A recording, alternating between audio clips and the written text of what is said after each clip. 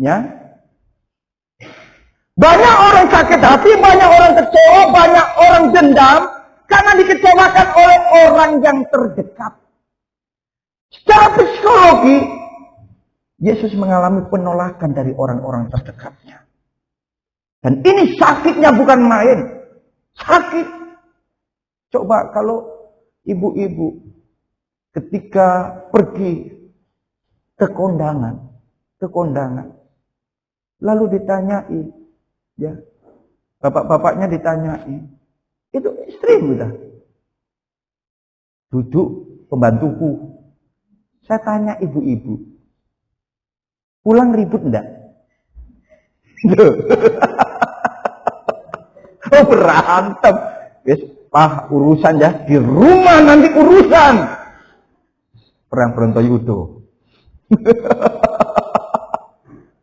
Loh, kok awakmu gelem mbek iku? Modele lho, kumus-kumus. Disemangati seperti itu bukan semangat namanya Bapak Ibu. Ngompori itu namanya. Yesus mengalami penolakan. Dan yang menolak adalah orang terdekat. Itu sakitnya lebih besar. Dan pertanyaan yang sama ketika ada orang lain yang menghampiri Petrus, bukankah engkau adalah muridnya dia? Petrus mengatakan, dan Petrus menyangkal pula, ya kata pula, LAI itu ini suka menerjemahkan dengan bahasa Batak, ya pula loh gitu kan, pula gitu ya. Ya, jadi dia menyangkal pula dengan nyumpahin loh Bapak Ibu. Kata sumpah itu dalam konsep PL nggak boleh dilakukan. Karena tidak ada wewenang sedikit pun dari manusia untuk mengikat dengan sumpah. Maka orang yang bersumpah bisa hukumannya mati. Ngeri loh. Tapi Petrus pada saat itu sampai menyumpahi. Supaya apa? Betul-betul orang lain memandang dirinya bukan muridnya Yesus. Kenapa Petrus menolak? Karena Petrus berpikiran, nasibku bisa jadi sama dengan guruku. Maka itulah yang menjadi ketakutan yang luar biasa bagi Petrus. Saudara, nanti hari Jumat saya akan mengungkap ketika saya mempelajari penderitaan Yesus dari sisi medis. Saya menangis di situ. Ngerinya bukan main Bapak Ibu. Kalau Bapak Ibu baca di dalam Yesaya pasal 53, 51-53, perhatikan. Rupanya tidak dikenal. Kalau Bapak Ibu, film-film itu, ya, yang sering kita lihat itu penyaliban Tuhan Yesus, itu sebenarnya belum mewakili. Kata dalam Yesaya itu, rupanya sudah tidak bisa dikenali lagi. Itu ngeri sekali. Ya, nanti hari Jumat, ya, sorotan teologis atau medis mengenai penderitaan Kristus. Perhatikan di sini, ayat 74. Maka mulailah Petrus apa? Mengutuk dan bersumpah. Ngeri lagi ini. Semakin meningkat. Aku nggak mau mengalami hal yang sama seperti apa yang dialami Yesus yang sekarang aku saksikan. Karena memang semua murid-muridnya pada saat itu meninggalkan dia. Kalau Bapak Ibu banyak uang, Bapak Ibu seperti gula. Banyak orang yang datang kepada Bapak Ibu. Bahkan Bapak Ibu bukan saudaranya diklaim kemana-mana. Itu loh dulurku. Itu loh saudaraku. Iya dulurku. Karena Bapak Ibu dipandang dan terpandang. Tapi kalau orang sudah jatuh, Bapak Ibu, maka yang namanya gula-gula yang manis berubah menjadi racun yang pahit, maka semua orang akan meninggalkan. Dan itu menjadi kepahitan yang luar biasa. Berapa banyak orang mengalami seperti itu? Dan saya percaya Bapak Ibu mengalami hal seperti itu. Ketika kami ambil keputusan mengikut Tuhan Yesus. Runyam. Karena keluarga besar kami Muslim. Runyam. Akhirnya disingkirkan oleh keluarga besar. Kami pada saat itu nggak punya rumah lagi. Karena diusir. Kami nggak bisa kemana-mana. Mau bawa nenteng tas, ya. Tas sama kresek. Kami jadikan tas. Semua orang sebagian tepuk tangan. Karena apa? Kenapa kamu sekarang jadi orang Kristen? Keluarga besar tepuk tangan. Tapi puji Tuhannya, ada orang yang usianya 70 tahun lebih. Tinggal sendirian. Dan itu anak Tuhan. Beliaunya itulah yang menampung kami. Kami bertahun-tahun di situ. Bertahun-tahun di situ. Bapak Ibu, semua keluarga tidak memandang kami. Dihina ia. Sampai ngomong kata-katanya itu betul-betul merendahkan. Kalau bisa bikin rumah, tak minum air kencingnya. Sampai hari ini itu teringat kuat di kepala saya. Bapak Ibu, kondisinya ikut orang, numpang di rumah orang. Semua keluarga nggak peduli dengan keadaan dan nasib kami. Bahkan orang-orang, ya, yang benci dengan Kristen semakin menekan kami. Tapi puji Tuhan, ada hamba Tuhan yang menguatkan kami pada saat itu. Dan akhirnya saya pergi ke Surabaya. Di Surabaya saya bukan kuliah, tapi betul-betul nguli, Bapak Ibu. Di Shangri-La Hotel nguli, di Citraland nguli, di Dharma Husada nguli, ya, di Regency nguli. Dan pertama kali saya nguli adalah di hotelnya Pak Jabar. Itu cara Tuhan, ya. Kalau saya memikirkan bagaimana perjalanan hidup ini luar biasa loh Tuhan. Bapak Ibu, saya nguli pertama kali itu di hotelnya Pak Jabar. Saya nggak ngerti itu punyanya siapa, nggak ngerti. 13 tahun kemudian baru saya tahu bahwa yang punya itu ternyata sekarang jadi teman saya. Saya nguli, angkat semen, angkat batu di situ.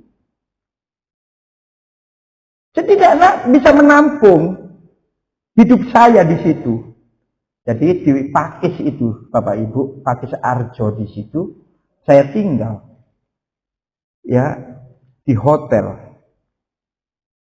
Jadi Ekuator namanya, Hotel Ekuator. Pertama kali di situ. Cara Tuhan itu luar biasa. Akhirnya 1 tahun saya kerja jadi kuli, saya celengi uang itu. Akhirnya saya melanjutkan sekolah SMA. Setelah sekolah SMA, lulus langsung diterima kerja di Gresik. Setelah itu panggilan Tuhan begitu kuat, saya harus melepaskan, tapi berat bukan main. Tidak lama kemudian saya dipraktekkan.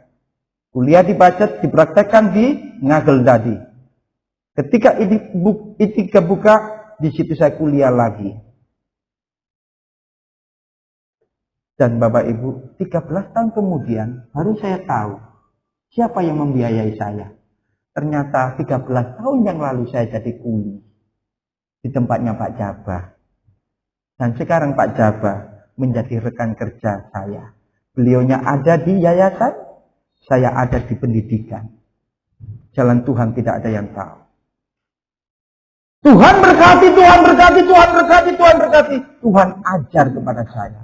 Kau jangan menaruh dendam, kau jangan menaruh sakit hati, kecewa kepada orang-orang yang pernah menyakiti dirimu. Bapak Ibu, tahu enggak? Cara Tuhan memproses hidup saya. Akhirnya saya datang kepada mereka. Saya kasih ucapan selamat, terima kasih, dan lain sebagainya. Dulu yang dipandang rendah dan lain sebagainya. Sekarang di kampung, orang-orang pada ngomong seperti ini. Teguh itu loh. Loh, kamu kenal Teguh? Iya, itu dulurku itu. Padahal ya jauh Bapak Ibu. Artinya apa? Dulu nggak dianggap dijauhi. Tapi kalau ada sesuatu, orang mengklaim, itu saudaraku. Ya, itulah manusia ya Bapak Ibu ya. Makanya jangan pernah berharap dan bersandar pada manusia. Engkau akan semakin kecewa. Ya. Perhatikan di sini.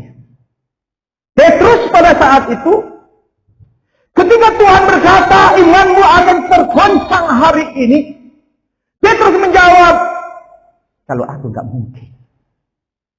Tuhan, biarlah semua tergoncang imannya, tetapi aku tidak.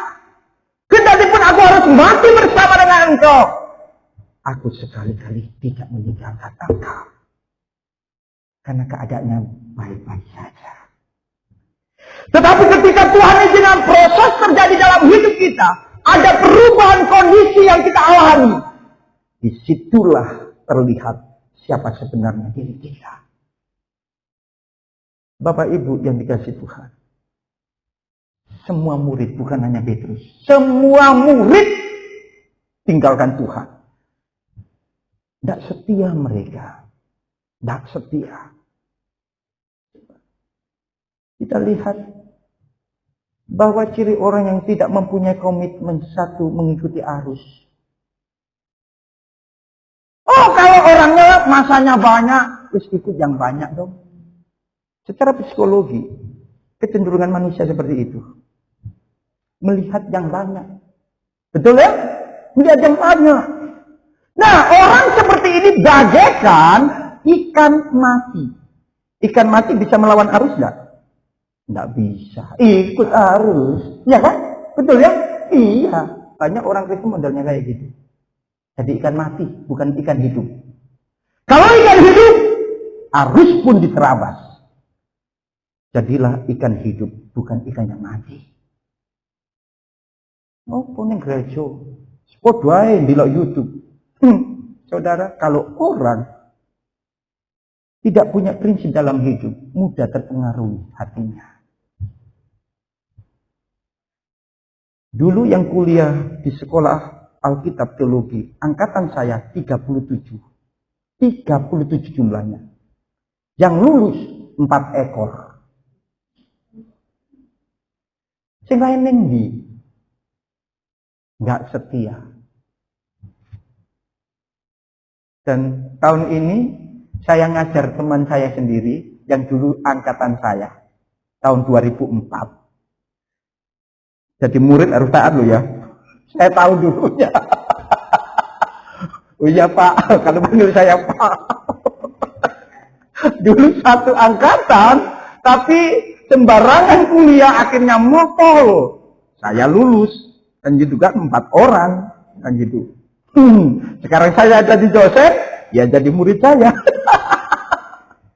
Makanya lah, jadi orang harus konsisten. Gitu. Jangan ikuti arus. Kan biasa hidup di asrama itu pengaruhnya itu luar biasa. Apa itu? Apa?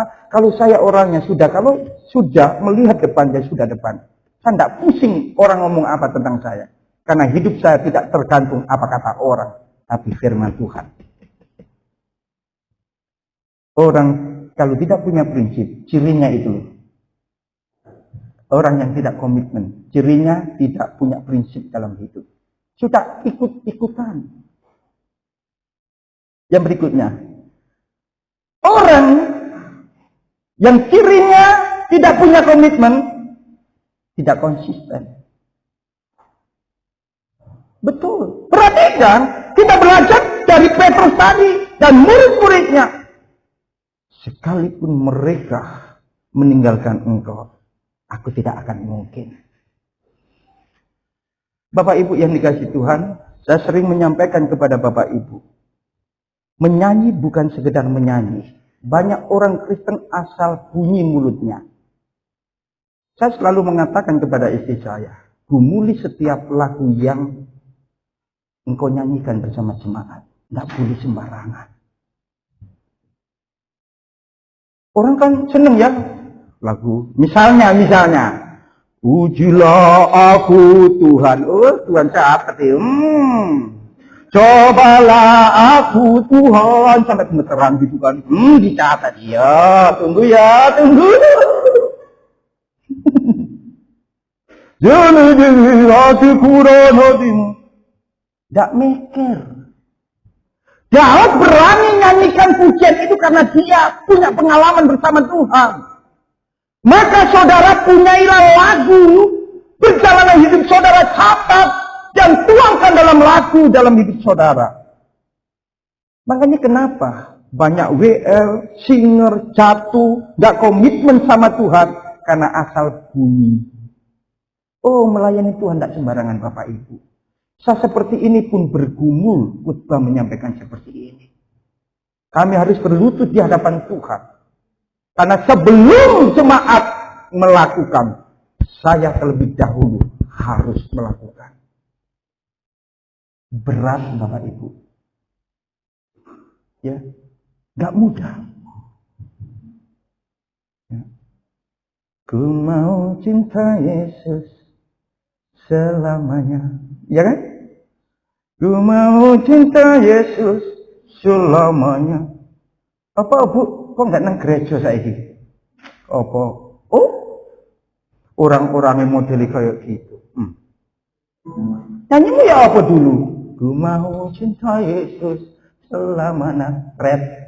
Ku mau cinta Yesus selamanya. Red. Baru kedatangan tamu aja. Sudah nggak mau ibadah. Bapak Ibu, jangan asal nyanyi. Kemarin ada rombongan.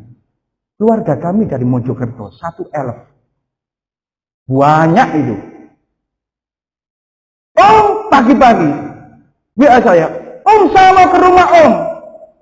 Saya hari ini ibadah. Kalau mau silakan datang.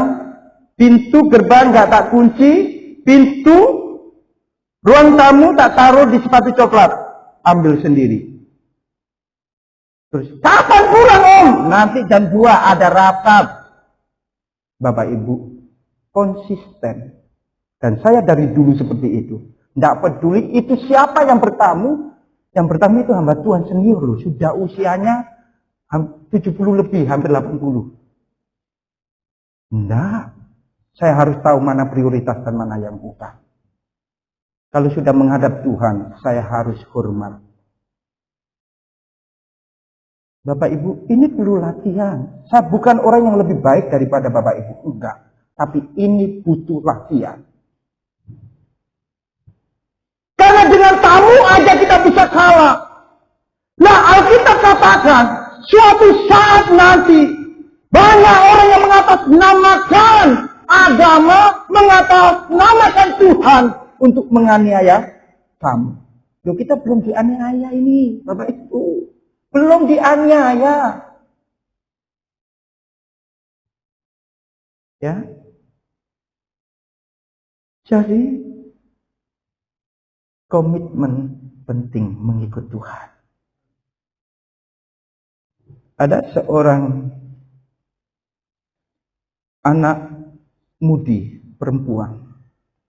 Ketika saya injili, ternyata sekitar 9 tahunan, dia tidak tahu menemukan WA saya itu dari siapa, saya nggak ngerti.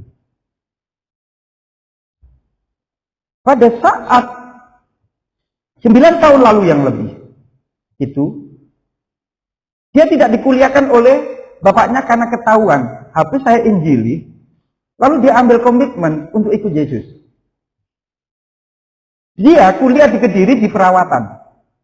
Lalu ketika di sana di Kediri, karena rumahnya di Ndawar, ketika di Kediri, dia mulai pergi ke gereja. Bapaknya tahu, akhirnya diputus yang namanya biaya sekolah, kuliah itu. Nah, setelah itu putus dengan saya. Makanya 9 tahun kemudian, kok tahu WA saya? Terus saya tanya, gimana kabar? Kok masih mengikut Tuhan? Enggak, saya gitu kan. Oh iya, saya masih ikut Tuhan Mas. Terus gimana? Ya sekarang saya sudah berkeluarga, sudah tinggalkan orang tua kami. Dan sekarang kami dengan anak-anak kami sekarang ini ambil bagian dalam pekerjaan Tuhan di perintisan. Jadi kakaknya dimenangkan juga sekarang jadi hamba Tuhan. Bapak Ibu, saya katakan, kau hebat loh. Bisa komitmen seperti itu. Kendati pun kau sulit, saya tahu bisa memahaminya. Bapak Ibu yang dikasih Tuhan. Kondisi yang berubah. Mengukur sejauh mana komitmen kita di hadapan Tuhan. Orang bisa berkata, aku siap melayani Tuhan dalam kondisi sehat-sehat saja. Tapi kalau Tuhan izinkan kondisi yang berubah, engkau sudah tidak mampu lagi, engkau sudah lemah, apakah engkau tetap setia untuk ambil bagian pekerjaan Tuhan? Klik. Banyak hal yang membutuhkan komitmen. Pekerjaan membutuhkan komitmen. Ya kan? Kalau saudara nggak komitmen, ya cepat aja dikasih SP sama perusahaan saudara. Saudara ketika membangun keluarga, dibutuhkan apa? Komitmen. Ketika saudara membangun kepercayaan juga, dibutuhkan apa? Komitmen. Ketika saudara mengambil keputusan untuk menikah, itu juga dibutuhkan komitmen. Semuanya membutuhkan komitmen. Hidup tidak mudah ternyata, Bapak Ibu. Banyak orang gagal bukan karena mereka tidak mampu, melainkan karena mereka tidak memiliki komitmen. Yuk kita sama-sama belajar Bapak Ibu. Saya pun sampai hari ini belajar untuk hal itu. Tuhan percayakan keluarga, saya harus komitmen mengasihi istri. Saya harus komitmen mengasihi anak. Mendidik di jalan Tuhan. Karena saya tahu fungsi saya sebagai orang tua, sebagai papa, sebagai suami seperti apa. Itu membutuhkan komitmen. Klik sebagai kesimpulan. Buatlah komitmen dan bukan sekedar janji. Orang yang berkomitmen berarti sudah menepati janjinya. Tapi orang yang berjanji belum tentu dia sanggup menjalankan komitmen. Buatlah komitmen. Dalam pelayanan itu penting juga. Harus komitmen dengan Tuhan. Buatlah yang terbaik untuk Tuhan. Buatlah yang terbaik. Buatlah yang terbaik. Ada kesempatan. Berilah hidupmu. Tenagamu, pikiranmu. Coba Bapak Ibu. Kalau kita merenungkan hidup ini. Kita jelas loh tujuannya ya. Jelas kan? Jelas. Tuhan merancang hidup kita. Untuk satu tujuan. Kemuliaan bagi Dia. Amin. Maka yuk kita sama-sama bikin komitmen di hadapan Tuhan. Karena inilah yang diinginkan Tuhan. Tuhan sudah memberikan contoh dan teladan. Komitmen dengan misi Bapaknya. Untuk menyelamatkan kita. Sampai setia di atas kayu salib. Semua diselesaikan dengan sempurna. Apa yang kita buat untuk Dia? Mari sama-sama. Keluargakah, pekerjaankah, pelayanankah, atau apapun juga.